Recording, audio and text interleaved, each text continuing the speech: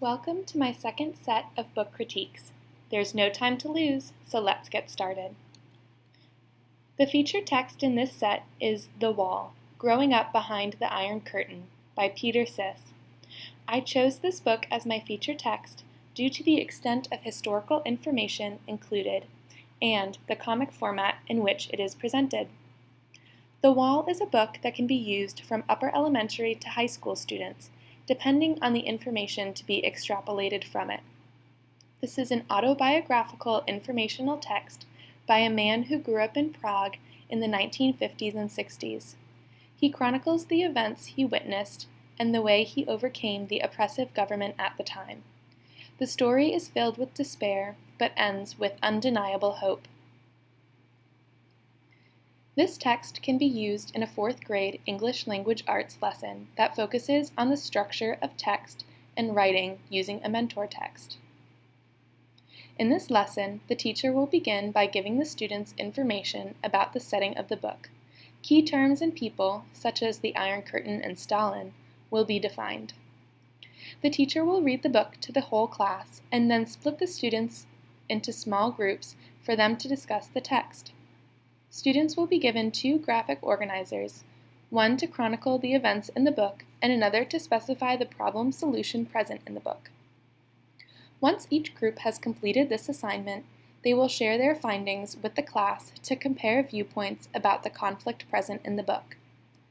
The teacher will then explain that though in America we do not have a government like the one in the book, we each have our own struggles to overcome.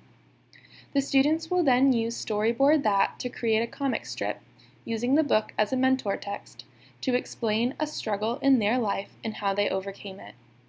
This website allows for their work to be of professional caliber that can be printed and added to the classroom library.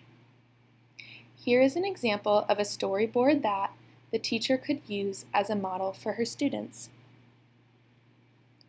Another way The Wall can be used is in a 5th grade social studies lesson. This lesson would be the last in a unit on government structures.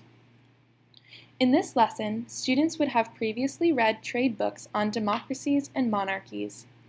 The information they learned about these government structures would be used to create a mind map.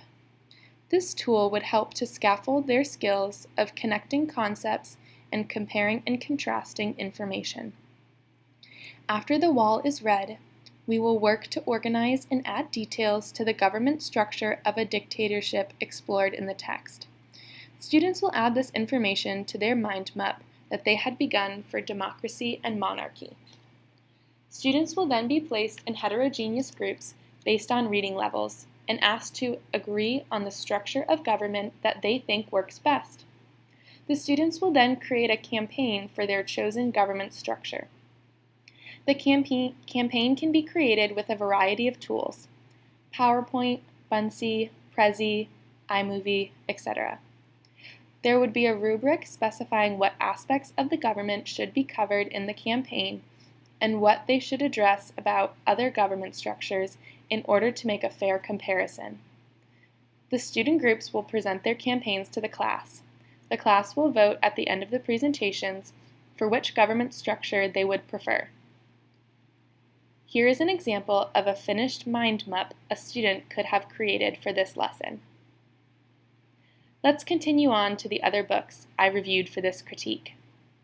The second book I read was Owl Moon by Jane Yolen.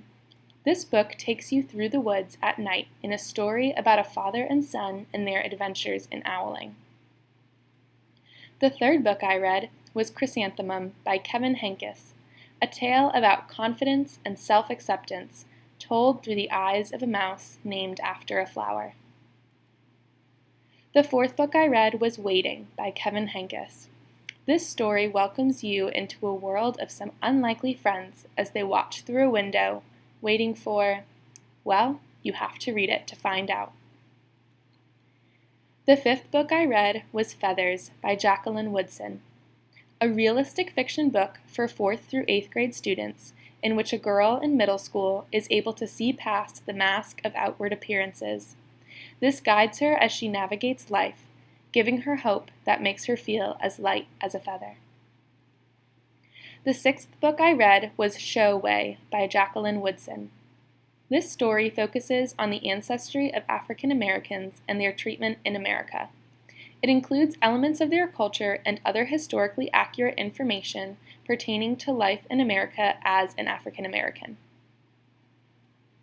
The seventh book I read was a biography titled Radiant Child, the story of young artist Jean-Michel Basquiat by Javaka Steptoe. This story takes the reader into the heart of the artist and shows how art can come from within. The final book I read was Me, Jane, by Patrick McDonnell. This biography shows where Jane Goodall's love for animals began. We see this famous scientist as a curious child that, though she grew up, never lost her curiosity. Thank you for watching.